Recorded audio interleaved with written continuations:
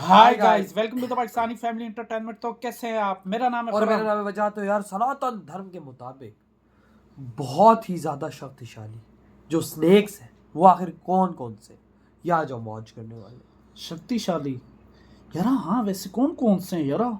ये बड़ा भाई साहब हाँ। इंटरेस्टिंग टॉपिक होने वाला है। तो भाई वॉच करते हैं, हाँ। देखते हैं आखिर कौन कौन से हैं शक्तिशाली, क्योंकि आज ये भी इंफॉर्मेशन हमें पता चल जाएगी। एग्जैक्टली। तो कौन करते हैं स्टार्ट। नाग पूजा की परंपरा भारत में युगों से चली आ रही है। केवल भारत ही नहीं और कई प्राचीन संस्कृतियों में भी इसका उल्लेख मिलता है, जहां सांपों को शक्ति के प्रतीक के रूप में चित्रित किया गया है। अच्छा। चलिए जानते हैं कुछ ऐसे ही शक्तिशाली नागों के बारे में और हमारे सनातन धर्म में उनकी क्या भूमिका है, इस पर भी हम चर्चा करेंगे। आप सबको हमारा नमस्कार। आपके अपने चैनल ओम गणपति में आपका स्वागत है। अगर आपने अभी तक हमारे चैनल को सब्सक्राइब नहीं किया है तो जल्दी से कर ले और बेल आइकन दबा दें ताकि हमारे हर वीडियो की जानकारी आपको सबसे पहले मिले। कालिया नामक नाग वृंदावन में बहने वाली यमुना नदी में निवास करता था। उसके वहाँ रहने से पानी इतना विषैला हो गया था कि कोई भी मानव, पक्षी या जानवर नदी के पास नहीं जा सकता था। कालिया रमणक द्वीप का निवासी था। नागों के शत्रु गरुड़ के डर से वह वृंदावन चला आया था, क्योंकि गरुड़ को एक योगी ने श्राप दिया था कि वह वृंदावन में प्रवेश नहीं कर सकते थे। एक बार जब श्री कृष्ण अपने मित्रों के साथ नदी के किनारे खेल रहे थे तो उनकी गेंद नदी में गिर गई। तो उस गेंद को निकालने के लिए श्री कृष्ण ने नदी में छलांग लगा दी और वहाँ उस कालिया नाग ने श्री कृष्ण पे हमला कर दिया और अपना विषैला जहर उन पे उगलने लगा। पर शीघ्र ही श्री कृष्ण ने उस पर काबू पा लिया और उस नाग के सर पर सवार हो वो नदी से बाहर आए। तक्षक नाग। इस नाग का वर्णन महाभारत में मिलता है। अर्जुन द्वारा खांडव वन जला देने के बाद तक्षक वहाँ से निकल तक्षशिला आके रहने लगे थे।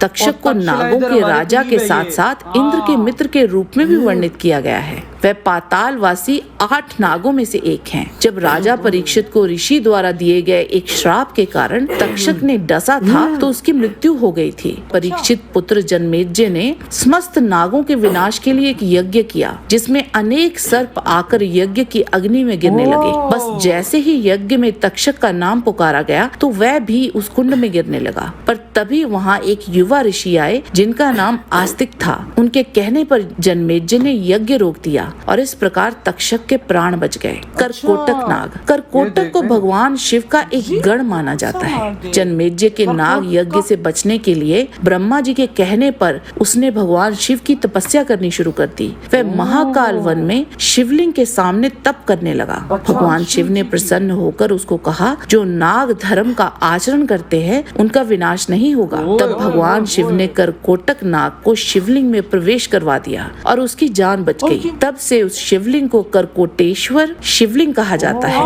मनसा देवी। मनसा ऋषि कश्यप और कद्रु की बेटी हैं। शिव पुराण के अनुसार उन्हें भगवान शिव की पुत्री भी कहा गया है। उन्हें रस्तल की नाग जाति की अग्रगामी माना जाता है और वह शेष नाग और वासुकी नाग की बहन है। आस्तिक इन्हीं के पुत्र थे जिन्होंने नाग यज्ञ रोका था। राजा पृथु ने धरती को गाय के रूप में धोया था। तब उसमें से विषैला जहर भी निकला जो सृष्टि को नष्ट करने को तत्पर था। तब वासुकी के अनुरोध पर उस विष को मनसा ने ब्रह्मांड में फैलने से रोका था। मनसा देवी ने अपनी दिव्य शक्ति से कई शक्तिशाली सर्पों को उत्पन्न किया जिन्होंने उस विष को पी लिया। इस प्रकार मनसा ब्रह्मांड की रक्षा करने में सफल हुई। पुराणों के अनुसार मनसा देवी इतनी शक्तिशाली थी कि उन्होंने एक बार अपने विषैले नैनों की प्रभा भर से माँ पार्वती को बेहोश कर दिया था। वासुकी नाग। अधिकतर धार्मिक ग्रंथों में वासुकी को सर्पों का राजा बताया गया है। यह शेषनाग जी के छोटे भाई हैं। भगवान शिव के परम भक्त होने के कारण ही इन्हें शिवजी ने अपने गले में धारण किया है। जब समुद्र मंथन हुआ था तो इन्हें नेति बनाया गया था और मंदराचल पर्वत को मथनी बनाया गया था। त्रिपुरदाह के समय वे शिव जी की धनुष के डोर बने थे। वासुकी जी प्राण या जीवन ऊर्जा जिसे कुंडलिनी कहते हैं उसका प्रतिनिधित्व करते हैं। शेषनाग। शेषनाग जी जिन्हें आदि शेष भी कहते हैं, एक आदिकालीन बहुमुखी सर्पों के राजा हैं, जिनकी ब्रह्मांड के निर्माण और विनाश में एक विशेष भूमिका है। नागों में सर्वप्रथम इन्हीं की उत्पत्ति हुई थी। शेषनाग नागराज अनंत का ही एक अन्य नाम है।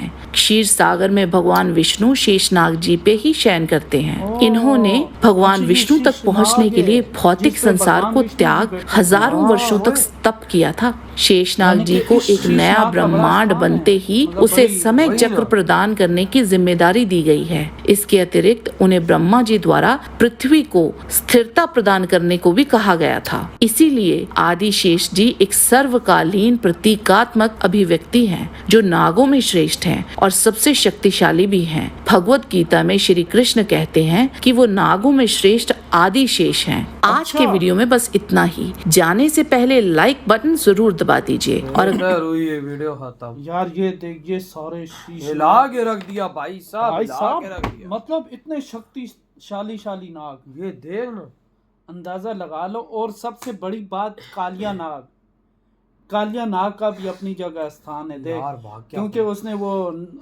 नदी आई थी वृंदावन की नदी में, तो वो भाई उस तरह भगवान जो भी कृष्ण वो जी था, से लड़े थे। हाँ भगवान कृष्ण जी ने फिर उनको अपनी हाँ, जगह हाँ, वापसी वो दिलाई। तो वो एक जो कल अलग- हमने बिल्कुल देखा बिल्कुल था। बिल्कुल। और अच्छा। उसकी तरह देखो कितने शक्तिशाली नाग थे। भगवान शिव जी की भाई साहब शिवलिंग की पूजा करते करते भाई साहब जब शिवलिंग जी पधारे तो भाई साहब उन्होंने उनको स्थान दिया। हाँ कोटेश्वर ऐसा ही है शिवलिंग, कोटेश्वर कटेश्वर बिल्कुल ऐसा ही नाम है। शिवलिंग के नाम से। और शीश नाग देख, वो है भगवान विष्णु जी का, जिस पे वो खुद बैठे होते हैं, और उसका भी कितना स्थान है। देख ले सनातन शीश धर्म नाग में किस तरह से सेवा कर रहे हैं भगवान विष्णु जी। अंदाजा लगा लो। और वसुकी देव, वो और भगवान शिव जी के साथ। हाँ भगवान। और यार मुझे आज पता चला है कि वसुकी देव शीशनाग के छोटे भाई हैं। आज पता लगा कसम। हाँ, हमें पहले नहीं पता थी ये बात। हाँ हमने कहा कि चलो दोनों की एक अलग अलग इम्पोर्टेंस है, यानी कि भगवान शिव जी के साथ अलग, हाँ, और हाँ, हाँ। भगवान विष्णु जी के साथ अलग होते हैं। लेकिन ये दोनों एक दूसरे के भाई हैं, और भाई साहब जो वसुकी देव है वो छोटे भाई हैं। हाँ और जो शीश नाग है वो बड़े हैं। हाँ।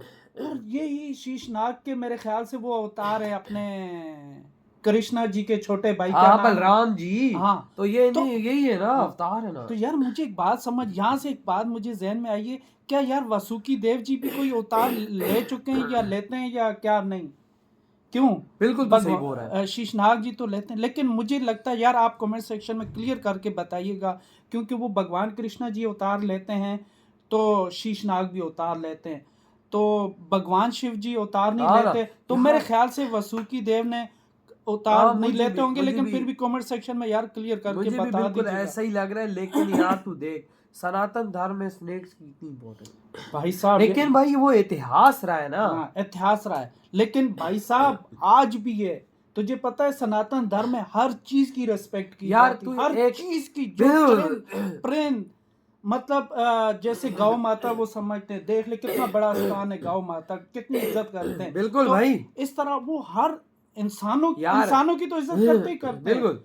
जानवरों की भी इज्जत करते हैं। यार इजिप्ट के लोगों को देख ले, पुराने पुराने इजिप्ट के लोगों को अगर देखा जाए, क्या? अपने सर पर वो नाग का वो अक्सर मुकुट से पहना करते थे। अच्छा नहीं, उनका मुझे नहीं पता ये यार। है, ये देख ले सारा सनातन धर्म से चलता आ रहा है। हाँ हाँ। और अंदाजा लगा ले आज कितने क्यों सनातन धर्म में आज कामयाब है इंडिया, इसी हर वजह से। चीज की रिस्पेक्ट की जाती है। सही कहा। तो भाई आपके क्या थॉट है इस बारे में? इधर ही वीडियो खत्म करते तो